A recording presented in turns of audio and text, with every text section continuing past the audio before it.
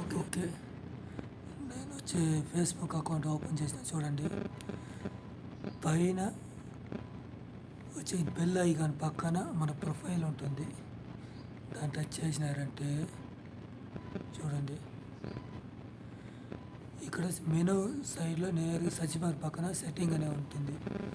Setting కాడ పోయేసి touch చేసి కింద see more in account centre అనేసి ఉంటుంది. ఓకేనా? దాన్ని టచ్ చేసినారంటే మీ ప్రొఫైల్ కనిపిస్తుంది అన్నమాట. ఆ ప్రొఫైల్ని మీరు టచ్ చేయాలి. ఫేస్‌బుక్ అంటే అకౌంట్ మీరు ఉంటే అందులో నా ఫోటో వచ్చిందనమాట పైన. దాన్ని టచ్ చేస్తానన్నమాట. ఆ యారో మార్క్ని టచ్ చేసినప్పుడు నేమ్ అనేది ఉంటుంది.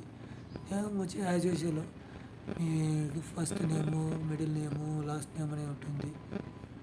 సరేనా? ఇది మీరు సేవ్ చేయకుండా ఉంటే సేవ్ చేసుకోండి. తర్వాత యూసర్ నేమ్ అనేది ఒక ఆప్షన్ ఉంది.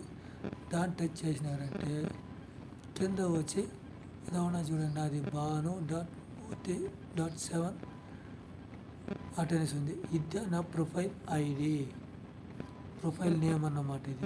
దీన్ని డన్ ఇచ్చేస్తాను.